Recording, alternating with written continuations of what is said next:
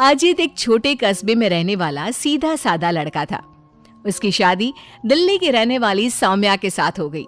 सौम्या बहुत ही फैशनेबल लड़की थी।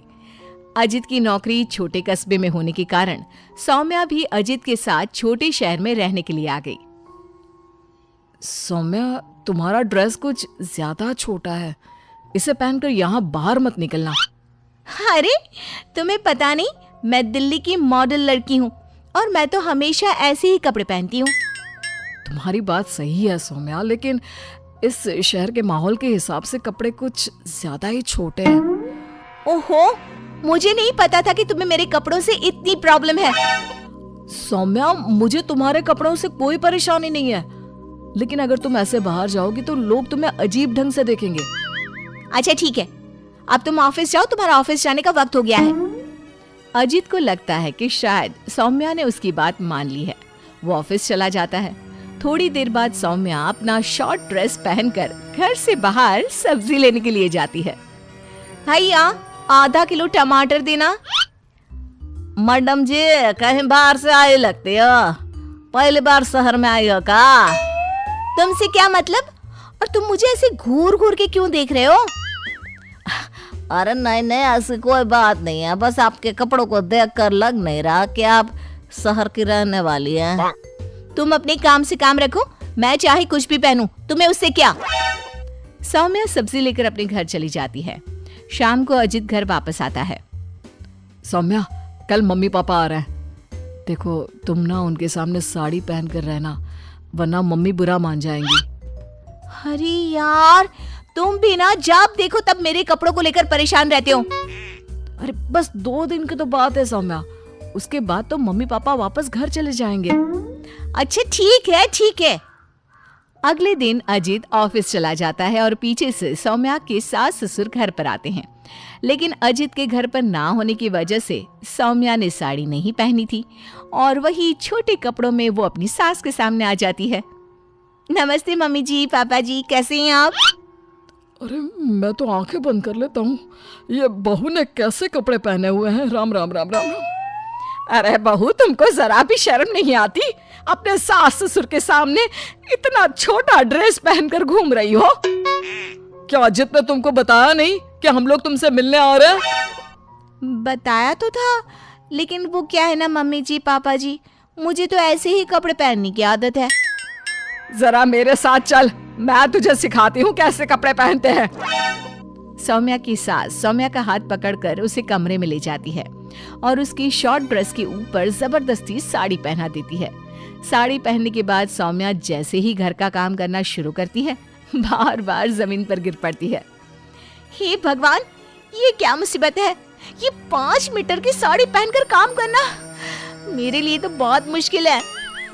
क्यों बहू, अब पता चला ना कैसे कपड़े पहनने चाहिए? तो मम्मी जी, आपके कहने का मतलब है कि आप लोगों के सामने मुझे साड़ी पहननी चाहिए? हाँ बहू, तुम्हारी सास के कहने का यही मतलब है। अब आगे से ध्यान रखना। शाम को जब अजीत ऑफिस से लौट कर आता है तो सौम्या को साड़ी में बेहाल देखकर उसे बहुत हंसी आती है। लेकिन अगली सुबह जब सौम्या सोकर उठती है तो उसके कपड़े देखकर अजीत और उसके माँ बाप का सर घूमने लगता है। अरे सौम्या, तुमने ये क्या पहना है? आपकी मम्मी ने साड़ी पहनने के लिए कहा था तो मैंने साड़ी पहन ली। लेकिन सौम्या, तुम्हारी साड़ी तो घुटनों तक ऊंची है, जैसे ये साड़ी ना हो कोई मिनी स्कर्ट हो।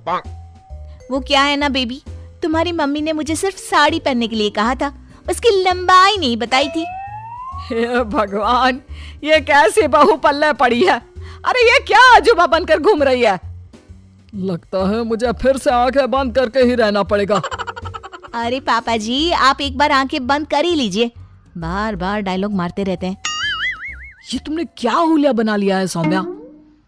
अजीत के मम्मी और पापा अपनी बहू की हरकतों से परेशान होकर वापस चले जाते हैं। अजित सौम्या को समझाने की कोशिश करता है, लेकिन वो उसकी कोई बात नहीं सुनती। एक दिन सौम्या कुछ ज्यादा ही फैशनेबल कपड़े पहनकर घर से बाहर निकलती है। उस छोटे से कस्बे के लोगों ने उस तरह के कपड़े कभी देखे ही नहीं थे। अरे बहन, क्या बात है, तुम्हारे पास पहनने को कपड़े नहीं का? लगता है बहुत गरीब हो। चलो मेरे साथ, मैं तुम्हें अपनी पुरानी साड़ी दे दूंगी। हाँ, पागल हो गई है क्या? ये आजकल का फैशन है, फैशन। सौम्या जैसे ही थोड़ा आगे बढ़ती है, अरे देखो बेचारी कितनी गरीब है, इसके कपड़े भी फटे हुए हैं। लो ये 10 रुपए रख लो। हाँ कोई बात नहीं। अरे मैं कोई भिखारी थोड़ी ना हूँ।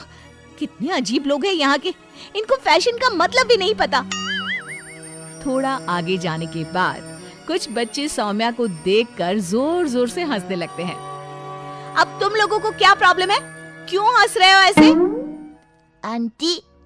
आंटी आप बहुरूपिया है ना? हाँ? बहुरूपिया क्या होता है? आंटी वही जो अजीब अजीब कपड़े पहनकर गली गली में घूमता है और लोगों से पैसे मांगता है। तुम्हारा दिमाग खराब हो गया है? मैं कोई बहुरूपिया नहीं हूँ। लेकिन आपकी हालत देखकर तो ऐसा ही लग रहा है। तभी वहां पर एक औरत आती है। अरे बच्चों, ये तो कोई पागल औरत लगती है।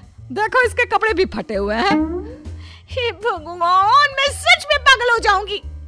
इस शहर के लोग बड़े अजीब हैं। मेरे फैशन को न जाने क्या समझ बैठे हैं। फिर सौम्या अपने घर लौट आती है और जोर जोर से रोने लगती है। सौम्या को इस तरह रोता देखकर अजित को कुछ समझ नहीं आता। अरे क्या हुआ सौम्या, तुम इतना क्यों रो रही हो? किसी ने कुछ कहा क्या? शहर के लोग पूरे पागल है। मेरे फैशन वाले कपड़ों को देखकर न जाने कैसी कैसी बातें करते हैं।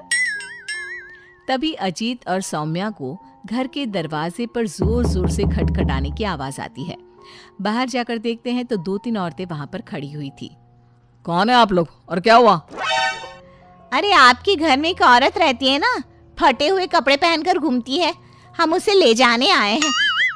कहाँ ले जाने आए हैं? अरे पागल खाने या फिर महिला सुधार गृह में छोड़ देंगे। लेकिन क्यों? हम उस बेचारी की मदद करना चाहते हैं। उसके पास पहनने को कपड़े नहीं है ना। आप ऐसा नहीं कर सकते। लेकिन क्यों भाई साहब? क्योंकि वो कोई पागल औरत नहीं, मेरी छोटे कपड़ों वाली बीवी है और उसका दिमाग बिल्कुल ठीक है, बस कपड़े थोड़े कम है।